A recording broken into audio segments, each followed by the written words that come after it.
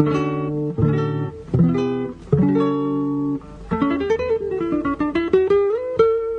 Central 3 apresenta o Cinema Nacional em Revista. É o Central Cine Brasil.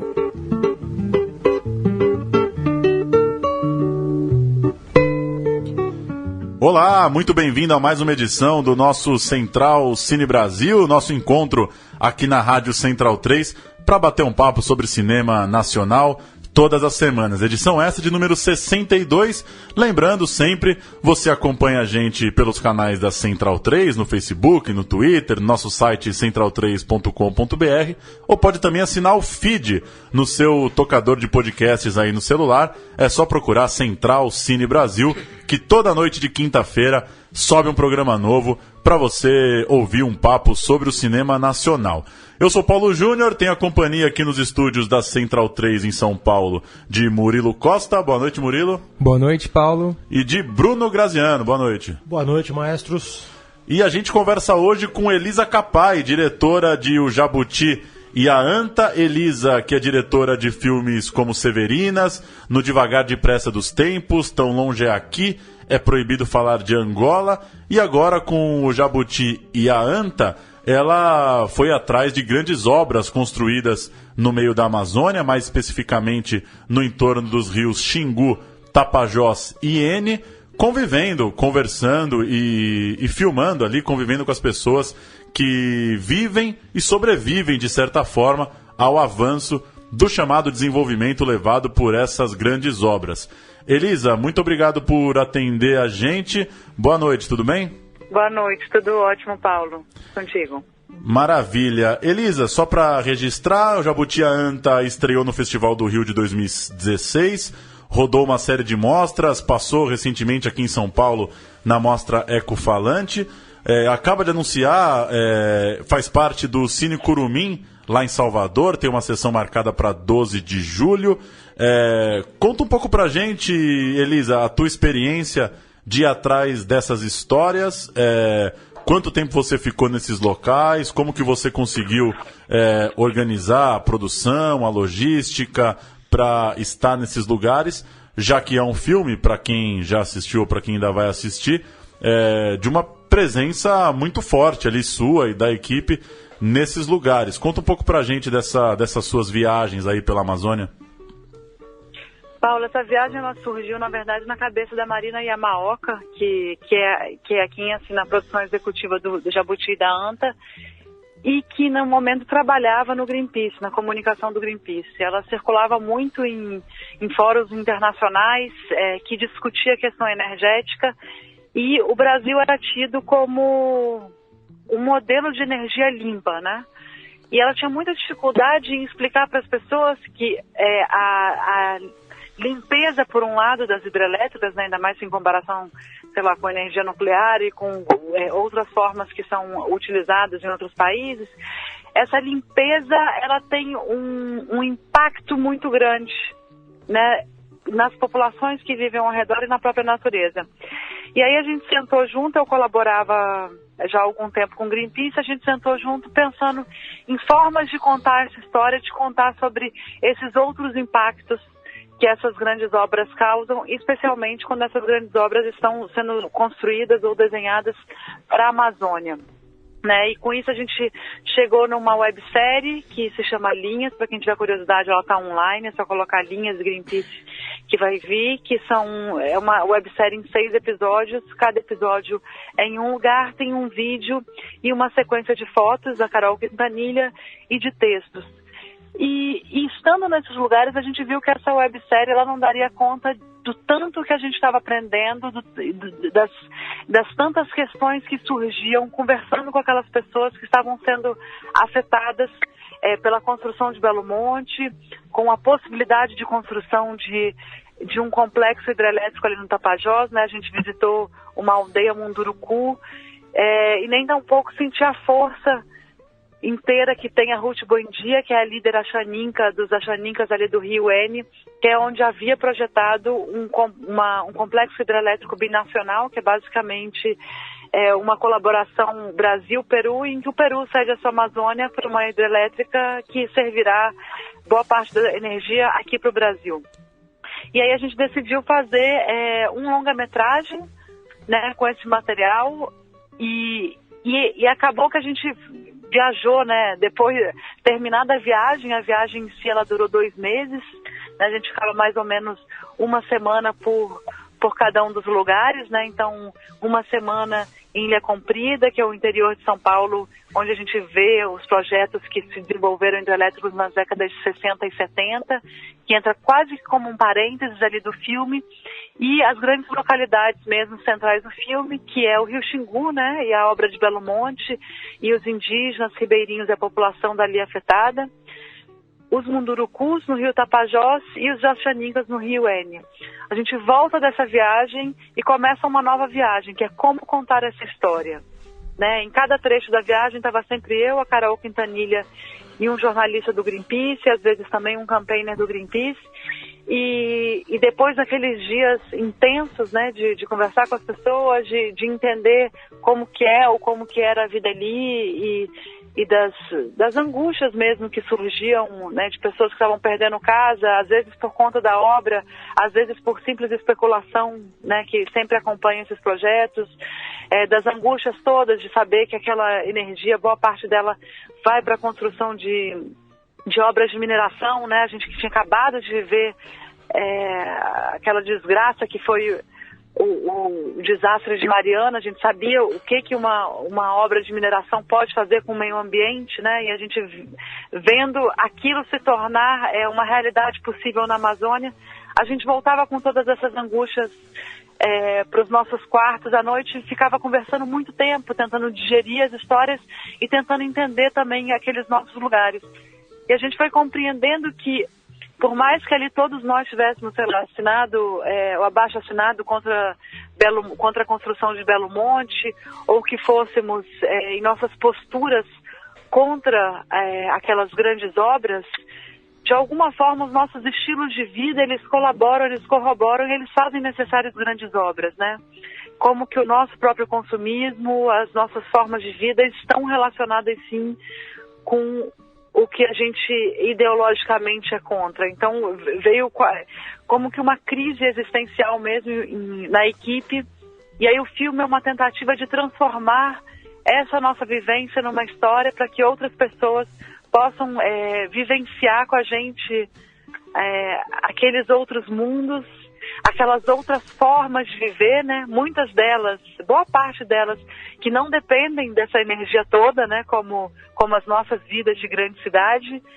E enfim, dividir essas questões mesmo, para que as pessoas saiam, por um lado, encantadas com aquela natureza exuberante, com aquelas outras formas de relação com o meio ambiente, de relação com a própria vida, e que também se questionem sobre as suas próprias e as nossas próprias escolhas como modelo.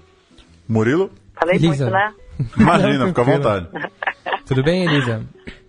Tudo bom, Murilo? Tudo certo. Eu queria saber sobre você, assim, que esse tipo de filme de denúncia, de grandes questões ambientais, e principalmente igual o seu, assim, com equipe pequena, normalmente ele tem um enfoque ou muito jornalístico, ou uma câmera muito nervosa ali, uma câmera muito natural, não tem uma preocupação estética tão grande. E acho que no seu caso é justamente o contrário, né? O filme com um tom poético muito forte, uma narrativa bastante pessoal e uma estética incrível, né? Que você se sente imerso ali, imagens fantásticas, muito bonito. Eu gostei bastante, é um elogio, né? E eu queria que você falasse um pouco sobre essas escolhas, né? De fazer o filme para esse outro caminho, não ser tão óbvia e tentar passar de uma outra maneira essa sua mensagem. Eu acho que isso é uma questão desde sempre, mas que nesse nosso intenso momento político ela está mais evidente do que nunca, pelo menos nas nossas gerações, de como que a gente tem comunicado muitas vezes apenas com a nossa bolha, né? E aí eu acho que o Jabuti e a Anta, a gente tenta uma forma de comunicação que dialogue não só com quem pensa igual, mas também com os diferentes. E ele é baseado numa empatia muito forte que a gente teve com aquelas pessoas com quem a gente conversava.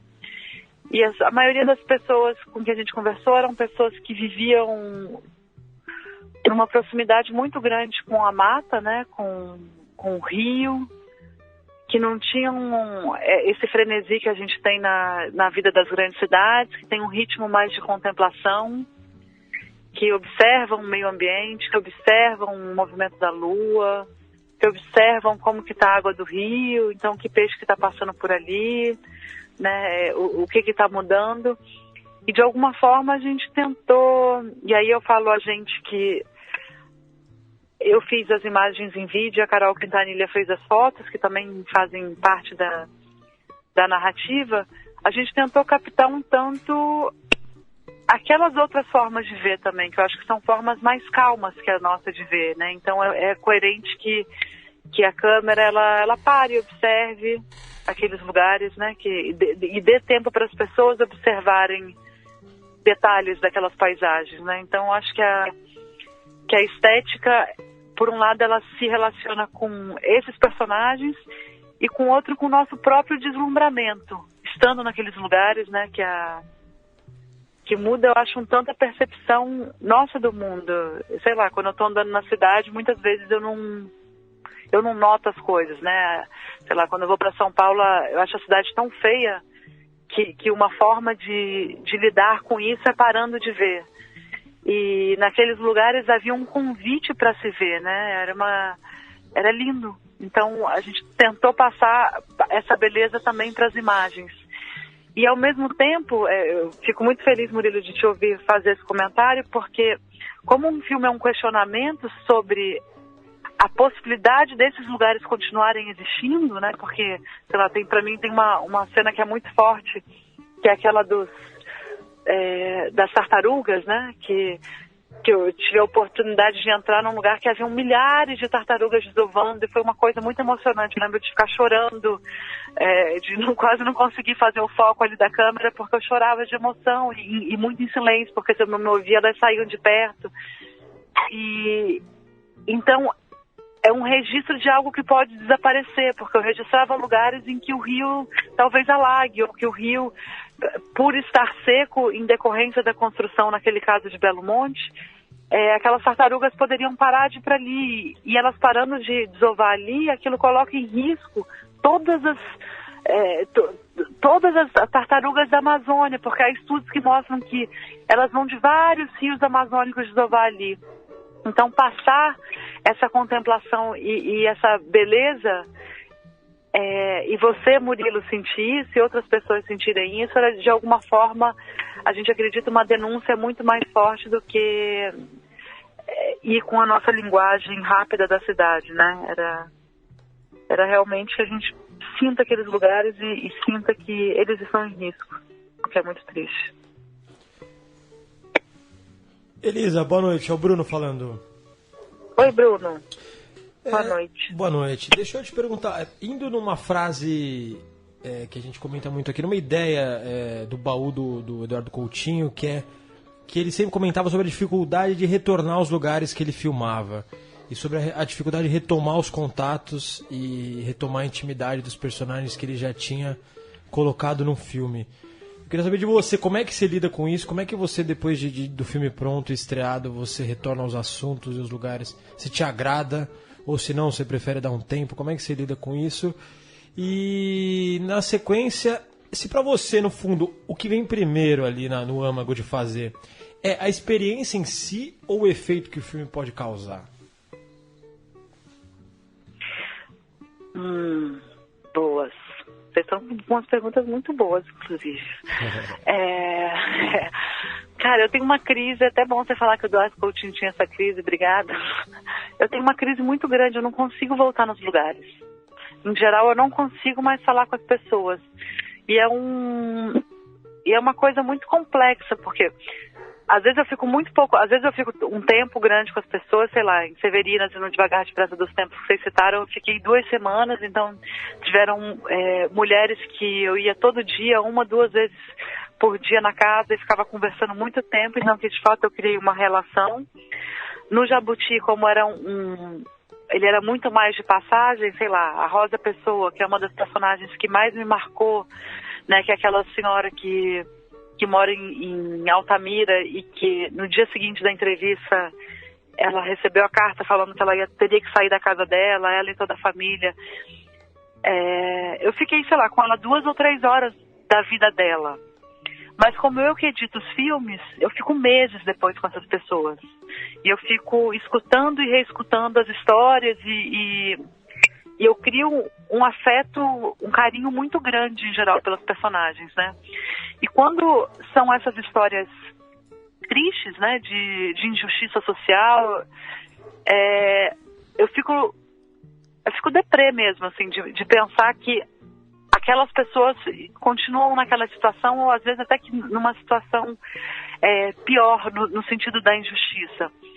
Então eu tenho bastante dificuldade de retornar. E eu tento passar esse carinho e esse respeito que eu tenho para a edição, para que, se elas virem um filme, elas se sintam representadas e elas se sintam abraçadas, né?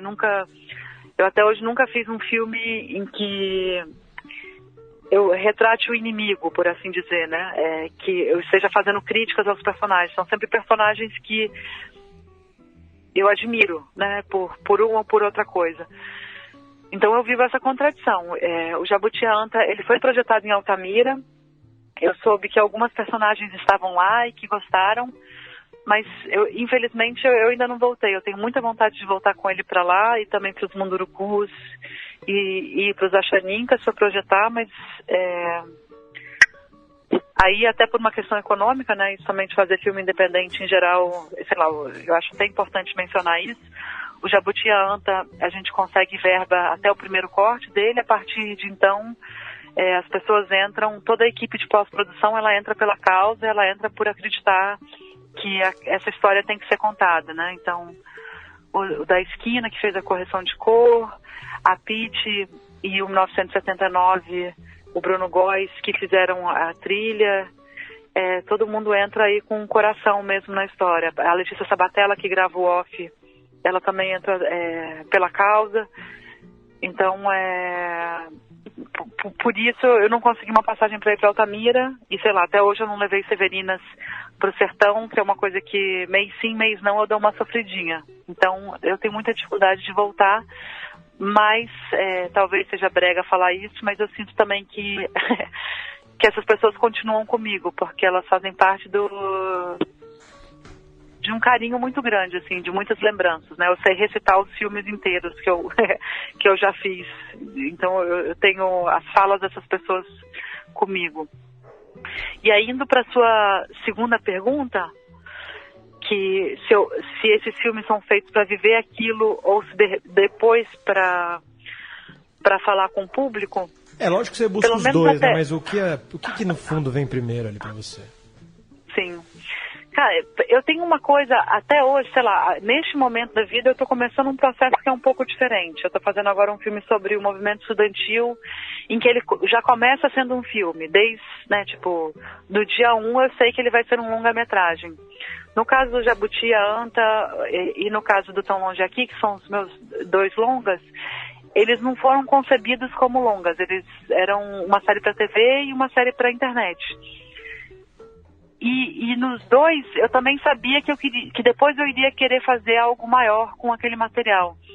Então, meu desejo primeiro era de viver aquilo profundamente, de me permitir sentir o que a viagem, né, os 2 são viagens, o que as viagens poderiam me tocar, poderiam me abalar, onde eu me emocionava de forma feliz, onde eu me angustiava, para sentir aquilo tudo, porque eu acreditava e eu acredito, né, eu acho que cada pessoa tem a sua forma de fazer cinema, mas eu sinto que no meu tem uma questão intuitiva muito forte e que e tem uma questão empática muito forte. Então eu me permiti viver as coisas, depois acaba rendendo um bom material para o filme.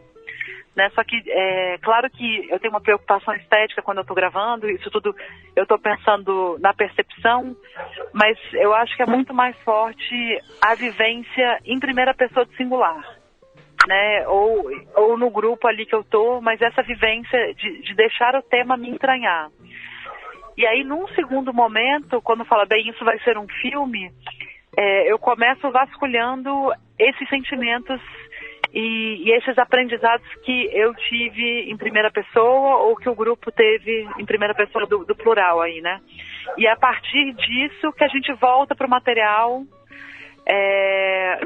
Nesses dois processos eu fiz o roteiro junto com outras pessoas, né? No caso de Jabuti Anta foi com a Carol Quintanilha, não tão longe aqui foi com o Daniel Augusto, e nos dois casos a gente parte de uma coisa emocional e depois vai ver o que realmente existe no material, né? Porque a memória é muito traidora muitas vezes, a gente lembra de uma coisa que é incrível e a fala não é incrível, e tem coisas que a gente não lembra que quando vê a imagem salta.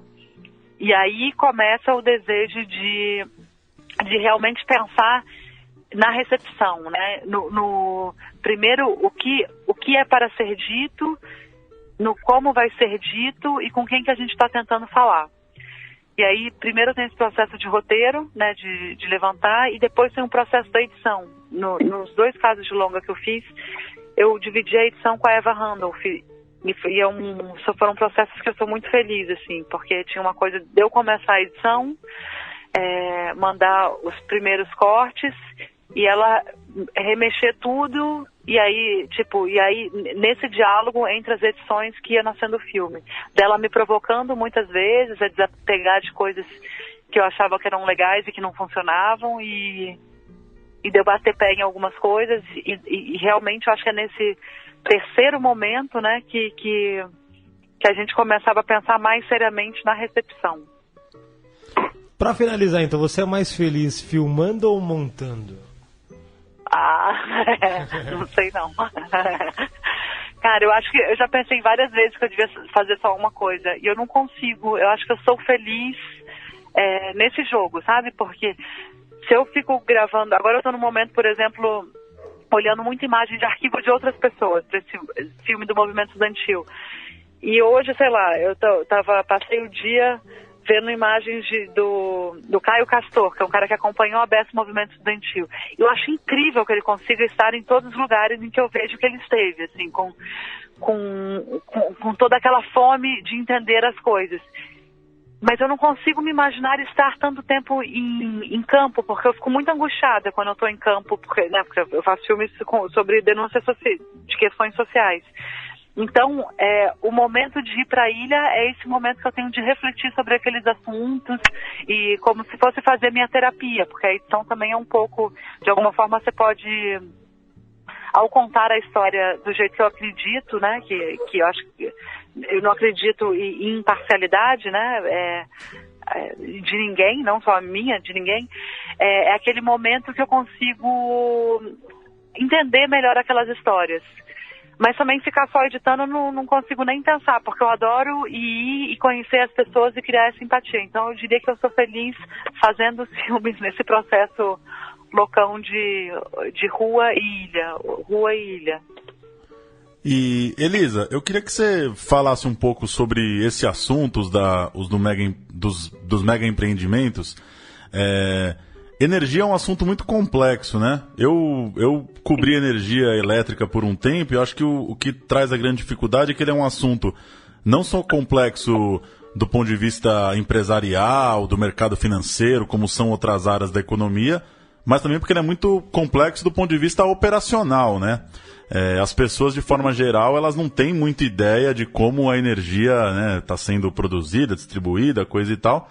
Inclusive do nosso lado, digamos assim. Muitas pessoas que criticam, por exemplo, a construção de Belo Monte, a megalomania de uma hidrelétrica, não conhecem muito as formas alternativas, o custo disso, como se fazer, o que poderia ser pensado enquanto matriz energética.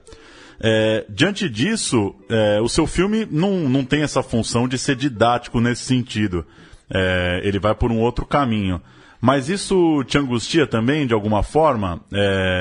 um assunto tão complexo que, por mais que as pessoas estão entendendo lá que, pô, essas famílias estão sendo atacadas, de repente a fauna e a flora vai ser prejudicada por causa do mega empreendimento, isso está claro na tela.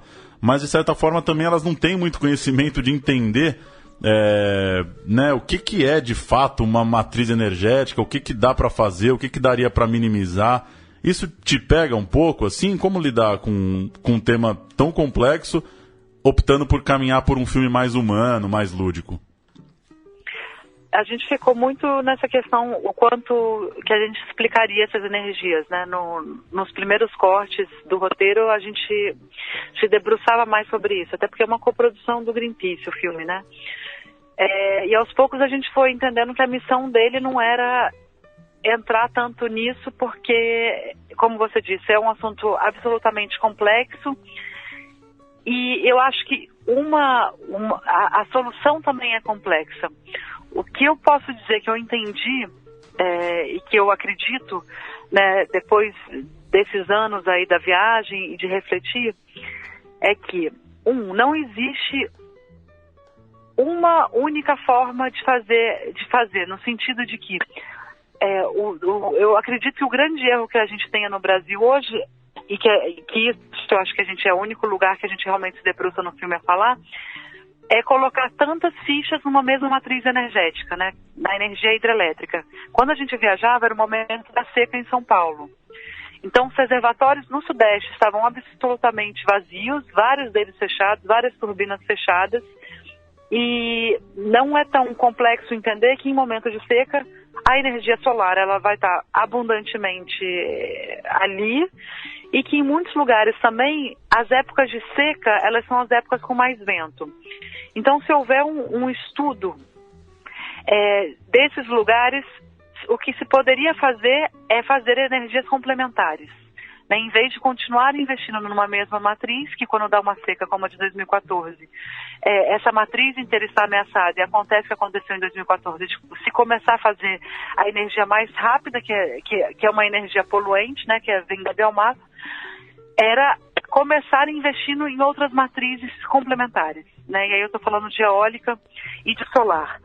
Mas a gente começa a observar também que quando se faz matrizes, tanto a eólica quanto a solar, em escalas gigantes como Belo Monte, elas também começam a ter impactos muito, muito grandes. E isso era a reflexão que a gente tinha durante a viagem, que é como pensar em descentralizar essa energia. Eu acho que tem uma coisa muito bonita que aconteceu na última década no Brasil, que é o Luz para Todos.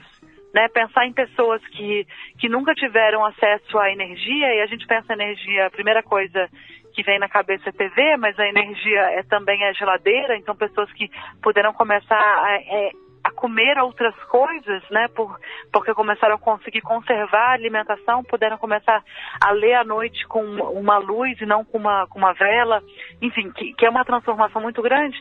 Esse projeto ele foi feito baseado na energia hidrelétrica e baseado em cabos. Então você pega, sei lá, uma vila no sertão de não sei onde, que tem vários quilômetros para chegar lá, vários quilômetros de cabo, cruzando aquelas paisagens, né, vindo de uma outra região do Brasil, vindo, sei lá, da Amazônia, né, sei lá, energia que se produz no norte do Brasil, na Amazônia, boa parte dela é consumida pelo Sudeste, né, então fica esse cruza de cabos, sendo que, por exemplo, essa energia do Luz para Todos no sertão poderia ser a base de pequenas placas solares na própria comunidade, o que evitaria um custo com cabos, né, e a gente teve nessa viagem que, enfim, caiu do filme, mas que foi uma experiência muito bonita de observar, que era o Minha Casa Minha Vida em Juazeiro da Bahia, que era um projeto piloto em que havia 1.000 casas que receberam, do projeto da Caixa Econômica Federal, placas solares nos tetos. E com esse dinheiro, a comunidade, ela não apenas fazia manutenção dali, como ela recebia uma porcentagem desse dinheiro que permitia que os moradores pagassem as suas próprias contas, inclusive o financiamento do Minha Casa Minha Vida, e uma outra porcentagem ia para a própria comunidade, que investiu eles fizeram um centro comunitário onde começou a ter aulas para crianças, jovens e adultos daquela comunidade carente. Então, assim, existem soluções descentralizadas, já se sabe que elas existem, que elas funcionam. E aí vem a segunda parte, que quando a gente viajou, ainda não tinha esse escândalo todo da Lava Jato e de todas essas provas que a gente tem de como essas grandes empreiteiras do Brasil, elas estão numa relação muito doentia com os nossos governos, infelizmente não apenas nesses últimos anos de governo, e sim desde pelo menos a partir da ditadura militar, que não coincidentemente grandes hidrelétricas no Brasil. Então, entender numa perspectiva macro que este nosso modelo energético ele está ligado com um modelo de poder e de manutenção de políticas públicas é muito interessante para a gente se questionar por que não se investe da mesma forma que se investe nessas mega obras na descentralização energética. Por que eu comprar para a minha casa um painel solar é tão caro e que não há ajuda do governo, desse mesmo governo que financia essas obras, em fazer modelos populares disso? Para que as pessoas possam ter nas suas casas, que as vilas possam ter nas suas vilas, né, e que as comunidades tenham pelo menos uma parte da sua energia autossustentável ali. Por que isso não acontece? Isso não é apenas por uma questão tecnológica. A questão tecnológica ela é vencida quando há vontade política. Então, entender esse cenário cruel que a gente vive, né, de grandes empresas se relacionando dessa forma com o que deveriam ser políticas públicas e não privadas, eu acho que é uma das grandes chaves para a gente entender isso. E não é simples, é uma questão muito complexa, né? Tem uma parte do filme que indiretamente a gente está falando disso, que é quando a gente volta dos Achaninkas, e que graças a uma liderança muito forte, que é Ruth Buendia, eles conseguem barrar a construção. A frase que ela encerra a entrevista é: lealdade dos povos para com seus representantes e dos representantes para com seus povos. É através dessa lealdade em que se pode agarrar o calcanhar de Aquiles de qualquer monstro, mesmo dessas grandes empresas. E aí a pergunta que vem no filme é: e nós, como povo, somos leais a quem? Nossos governos são leais a quem? E esses governos que estão submetidos a grandes empresas, as empresas são leais a quem? Então acho que cabe muita reflexão nossa para entender a complexidade dessa questão e pensar como sociedade civil a gente se une para pressionar, né, não apenas de forma ampla como grandes eu acho que agora nós temos que nos mobilizar contra as obras planejadas e sonhadas aí pelo governo para Belo Monte, para o rio Tapajós e para a região dos Mundurucus, mas como que a gente pode também buscar dentro das nossas comunidades, das nossas realidades micro, outras soluções energéticas e pressionar aí para que existam políticas públicas nesse sentido. Elisa, acho que essas são algumas perguntas. Até pela questão ser tão técnica e ter interesses econômicos tão grandes, muitas vezes a gente vê isso até em documentários mais explicativos que o seu, resumido a números e valores, né? A indenização para as pessoas, quanto vai ser, para onde elas vão, e eles perdem um pouco de vista o que você retrata, que é o modo de vida mesmo, o que essas pessoas estão tentando preservar, né? O que aquela pessoa vê todo dia de manhã quando ela coloca a cara na janela. E isso influi em por que ela não quer sair de lá, né? Por que ela tem esse pensamento e por que isso deve ser preservado. Então eu queria que você falasse um pouco sobre isso, sobre quantas pessoas não devem ver seu filme e falar da parte econômica, né? Mas essas pessoas estão sendo indenizadas, não é bem assim. E a questão que você tenta retratar não é exatamente essa, né? Tem uma coisa que eu acho que desde que os nossos antepassados europeus, né, que a gente gosta de chamar do eles, mas que somos nós, né, chegaram aqui nessa terra tropical e encontraram outras formas de relação com a natureza e formas que tampouco entendiam a forma europeia ou ocidental de ver o mundo, né? Essa diferença com esses outros indígenas, com esses outros ribeirinhos, com esses outros que não baseiam a sua forma de vida no consumo e que, portanto, eles são inúteis para um mundo capitalista, eles nunca foram entendidos, né? E quando você não entende o outro, quando você não consegue criar empatia, por exemplo, com a Rosa Pessoa, que é uma das personagens, que ela conta que por 30 anos ela ficou aterrando o terreno da casa dela e que plantou lá todos os tipos de árvores e plantas medicinais, que são a comida e o remédio da família dela. Quando a gente não consegue criar empatia com o cacique de Iliá, que também está ali na região do Rio Xingu, e que a avó dele foi caçada. Imagina o que é você ter uma avó caçada que teve na mata, que teve que mudar de nome, que teve que negar toda a sua própria cultura para continuar viva, né? E que aí ela tem filhos, em que esses filhos eles são forçados a esquecer a cultura de onde eles vêm, né? Negar a própria língua, negar o próprio nome, negar o que veio de beleza no mundo, e aí esse povo novamente se conecta com isso e volta para a mata. E quando volta para a mata, vem um processo energético que engana aquelas pessoas. Tem uma fala dele que é muito forte, que ele fala: porque a gente acredita na palavra, então, e os velhos acreditavam na palavra. Então chegavam os técnicos ali explicando como que seria Belo Monte e falavam questões e indenizações que eles acreditavam. E aí eles topavam uma coisa que era mentira, que se sabe hoje, tem provas de que aquilo é mentira, que as indenizações, algumas existiram, a maioria não existiu ou era muito insuficiente. E mesmo, e aí voltando à sua pergunta, falando da questão do dinheiro, cara, estilo de vida não se compra. Sabe, você está num jardim que você tem todas as coisas que você precisa para a sua sobrevivência e para o seu olhar e para o seu prazer. Você ali com os mundurucus, que tem aquele rio de onde eles tiram o peixe, de onde eles tomam um banho, onde eles têm os momentos de prazer. Isso não se paga. E ver o mundo daquela forma é uma coisa que é muito difícil. Eu estou me perdendo um pouco, mas eu vou retomar. Para quem não experienciou aquilo. Então eu acho que a questão da empatia, ela é muito forte nesses casos, é o que a gente tenta trazer no filme, porque somente quando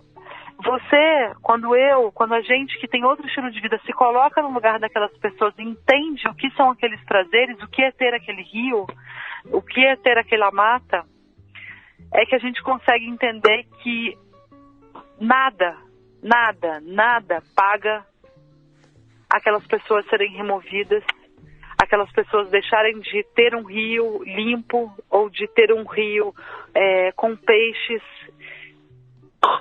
e terem uma natureza que elas possam viver naquela outra forma que eles estão lá há 10 mil anos, vivendo e preservando. Né, e que a nossa civilização em pouquíssimo tempo está no grau de desmatamento que estamos e com água poluída. Então, assim, eu acho que o nosso grande exercício como sociedade é criar empatia, é se colocar no lugar dos outros, né? Porque isso seria o oposto dos fascismos que a gente vive, que é o eu não te entendo, eu não te respeito. Então, eu acho que a gente, nesse momento de intolerâncias e de catástrofes ambientais tão grandes, essa é uma das chaves, eu acho, para a gente pensar em novos caminhos.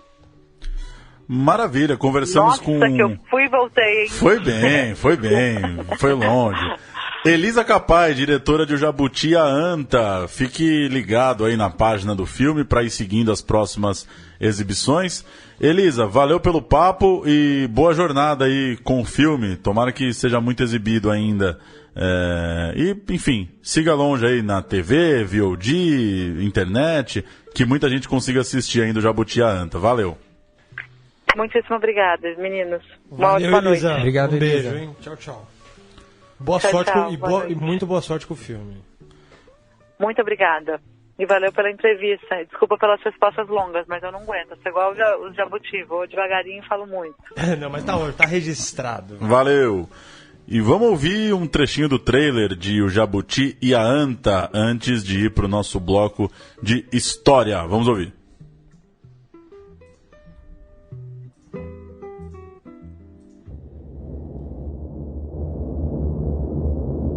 Essa foto é da obra de uma das maiores usinas hidrelétricas do mundo, da usina de Belo Monte.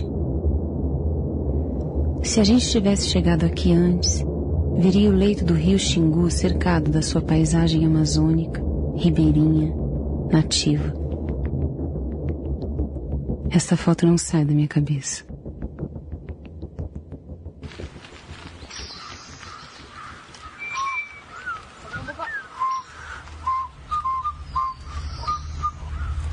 Imen governo bahasa Juma ibima Braia. Men pitib Jumai, men pitu cewat nil. A história do cinema brasileiro. Nosso bloco de história vai tratar de Agenor de Miranda Araújo Neto, Cazuza, morto em 7 de julho de 90, portanto há 27 anos, foi tema de ficção no cinema e lançamento em junho de 2004. Cazuza, O Tempo Não Para. O filme foi dirigido por Sandra Werneck e Walter Carvalho, roteiro de Fernando Bonassi e Vitor Navas, roteiro baseado no livro Cazuza, Só as Mães São Felizes, livro este escrito pela mãe do cantor, Lucinha Araújo, em parceria com a jornalista Regina Echeverria. O longa chegou a ter o nome provisório de Eu Preciso Dizer Que Te Amo. Teve Daniel Oliveira com o seu primeiro papel de protagonista no cinema e um elenco com Marieta Severo, Débora Falabella, Reginaldo Faria, Leandro Leal, entre outros. Eu selecionei alguns trechos aqui de críticas para a gente bater um papo sobre o filme. Pablo Vilaça, do Cinema em Cena, começou sua crítica falando da frustração de quem assiste o filme esperando saber mais sobre Cazuza, ainda que elogie como magistral a performance de Daniel. O texto também elogia bastante a opção do Walter Carvalho em fugir do visual limpo e adotar uma fotografia granulada, com cores lavadas, usando tons melancólicos, tristes e decadentes. O crítico considera, porém, um pouco infeliz a opção de Sandra Werneck em incluir imagens de arquivo no longa, como também acha que a narração em off do próprio Cazuza, vivido pelo Daniel Oliveira, acaba prejudicando o ritmo do filme.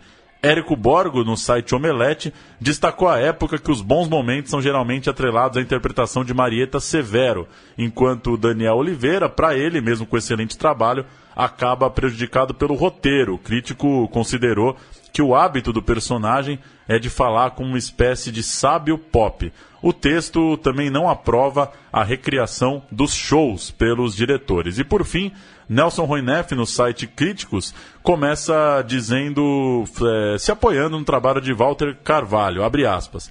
Sem ele, Cazuza talvez não fosse um filme tão sedutor quanto é. O texto elogia a forma e a maneira de olhar os personagens e a estética que foi escolhida, segundo o crítico, de acordo com o tempo e o personagem. E aí, senhores, diante da lembrança dessas críticas, desses apontamentos de um filme de 2004, que tal Cazuza, O Tempo Não Para? Eu tô com o pessoal aí, e até também separei uma crítica do Rubens Erval Filho, que é o nosso grande nome aí da crítica, famoso pelo Oscar na Globo e tudo, né? Ele fala isso também, que o Daniel de Oliveira... Muito conhecido também como Rubão, né? Rubão, pros íntimos, né, Rubão. Ele também destaca que o Daniel Oliveira é a grande força por trás do filme, que domina a cena sempre que tá ali. E é o primeiro filme dele, como você falou, né? E ele fazia o que na época? Acho que Malhação. Foi o filme que lançou ele mesmo, né? Como um grande ator, que hoje tá consolidado aí, fazendo papel principal em série da Globo.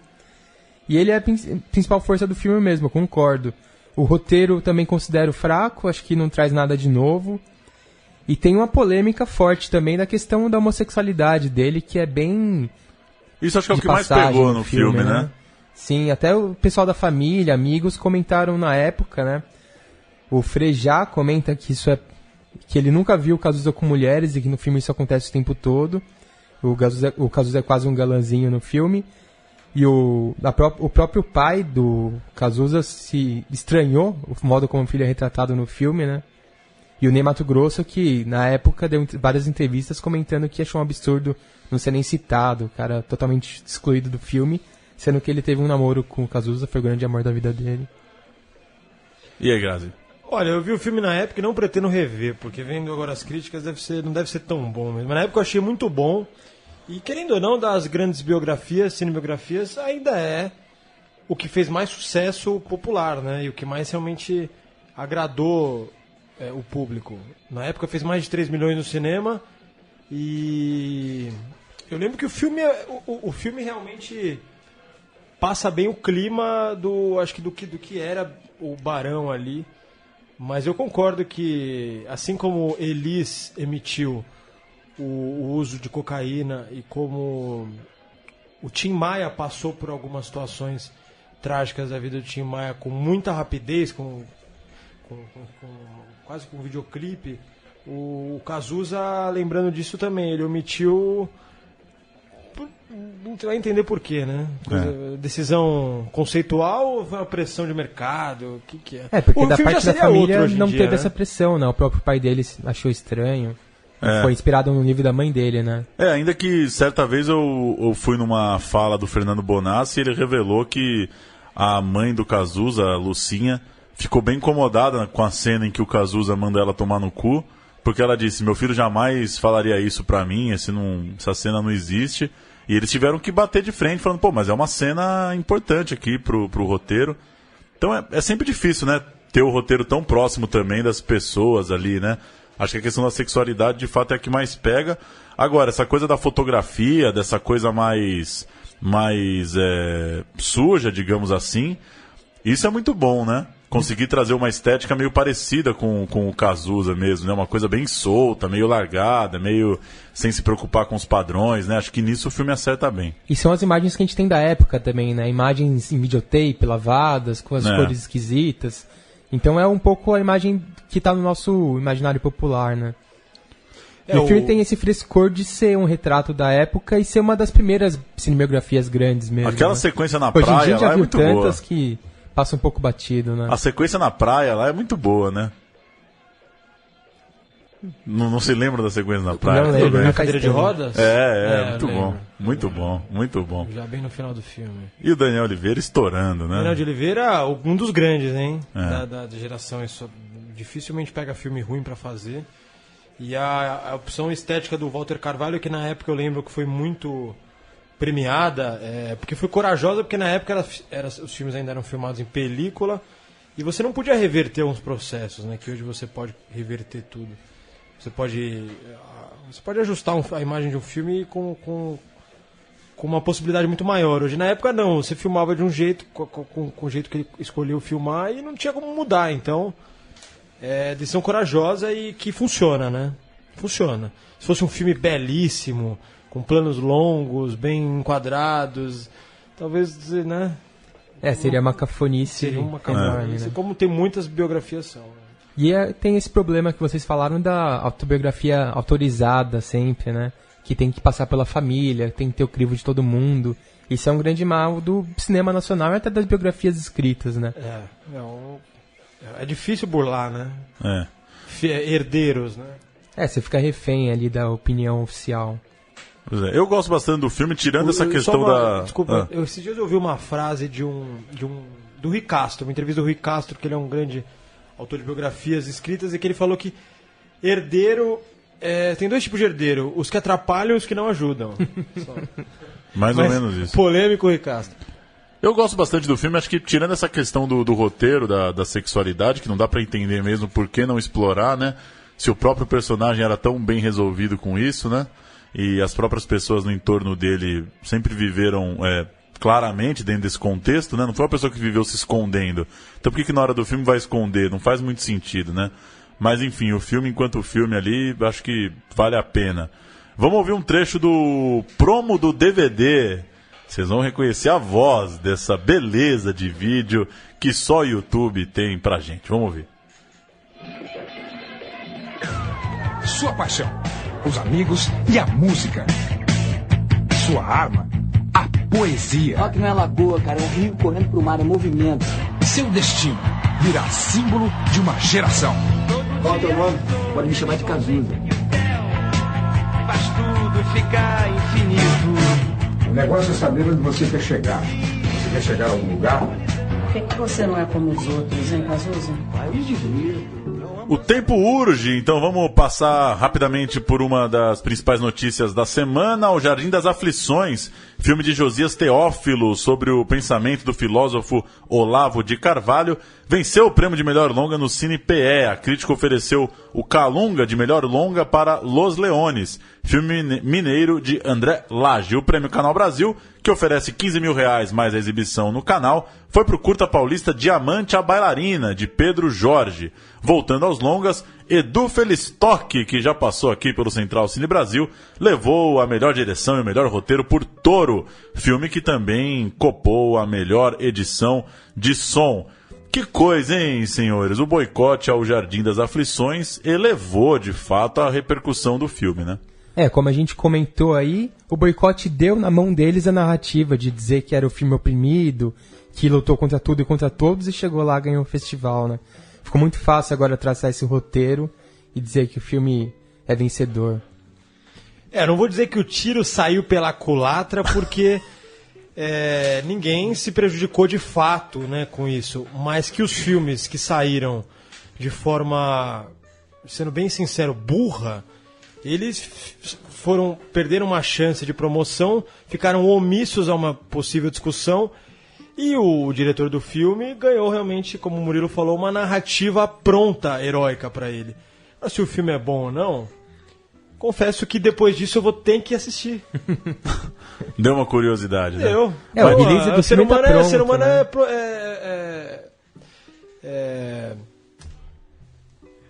Movido por provocações? Também, mas ele é... Teimoso? Não, Fugiu a palavra. O release do filme tá pronto. Assista o filme que tentaram censurar venceu a todos.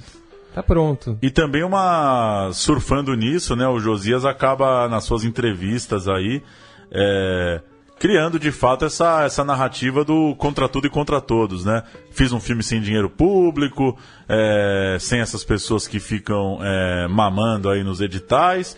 E pra mim a mais absurda das respostas que ele deu tá lá no site do filme. Eles publicaram a entrevista completa dada ao site UOL, que é quando ele... que aí já se perde completamente, quando ele diz: esse filme tem ajudado a destruir o mundo em que eles viveram durante tantos anos, assim como o impeachment e em breve a prisão de Lula. Então aí ele já se perdeu também na narrativa, já falou assim: se esse filme está ajudando a prisão do Lula, eu não consigo entender mais nada do que serve as coisas, porque, enfim, aproveitou para surfar um pouco na onda aí da ideia contrária. Também acho que os filmes não deveriam ter saído, deveriam estar lá para fazer esse debate conjunto, mas confesso que no fim das contas, quando a gente olhar para trás, sem teoria da conspiração nem nada, mas quando olhar para trás e ver que em 2017 um filme de Olavo de Carvalho foi o mais ovacionado do Cine PE, não deixa de ser sintomático, né? Sempre vai ter um asterisco ali do lado, né? Tais filmes se retiraram da competição. Pois é, mas é isso. Já diz será que ele mandou um DVDzinho pro Sérgio Moro? Josias, só um recado bem claro pra você. Ele voltará. Ixi. Valeu, senhores. Tempo estourando demais. Só registrar as outras notícias que a gente ia falar aqui. Festival de Gramado já tem os curtas selecionados. Semana que vem sai a programação completa. O festival acontece em 18 de agosto. Claro que a gente vai tentar trazer diretores aqui no programa. Alice Braga, confirmada no Novos Mutantes, filme da franquia X-Men, que vai ser rodado e estreia ano que vem lá nos Estados Unidos. Outra programação, para quem quiser ficar de olho, Animamundi 2017. Começa em 18 de julho no Rio, 26 de julho em São Paulo. Já tem aí a lista dos 345 filmes.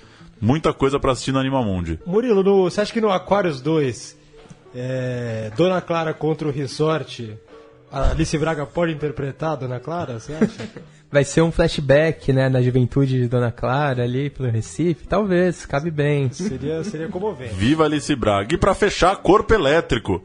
Vai ser o filme de abertura do Festival Cinema Latino-Americano. A gente vai fechar esse programa ouvindo o trailer de Corpo Elétrico. Filme inédito no Brasil, exibido em Roterdã, Guadalajara, vários festivais. Filme de Marcelo Caetano. O filme acompanha um jovem no cotidiano entre um trabalho numa fábrica e os encontros com outros homens. Estreia no Festival de Cinema Latino, aqui no Brasil, dia 26 de julho. E 17 de agosto tem estreia comercial. Bem interessante o trailer aí de Corpo Elétrico. Sinopse e trailer muito bons, eu realmente achei trailer. Bem interessante. Valeu, senhores.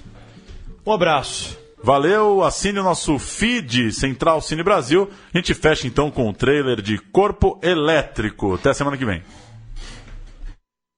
Esse é o Elias. Esse é o cara que você vai falar. O Fernando vai ficar aqui no lugar do Tomás, temporariamente, no corte, até dezembro. Você trabalha por aqui? Do lado. E você trabalha com o quê? Numa confecção de roupa. Conta aquilo que você queria me contar da fábrica. A gente começou a se aproximar. Tá chegando o fim de ano aí, tem muito pedido. Tá todo mundo de cabeça cheia. E aí só quer desaguar. Mas eu tenho sonhado muito com mais esses dias. Como eu penso muito, às vezes eu preciso descarregar. Ah, meu amor, tem muita bicha no mundo. Tu acha que na fábrica tem só vocês dois, bem louco?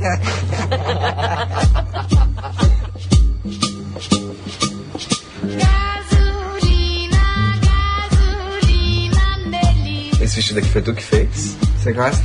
Ah, eu adorei. Gente, esse é o Elias. Oi, querida. Pode desenhar uma roupa pra mim, por favor? É possível? Vai desenhar roupa pra família inteira.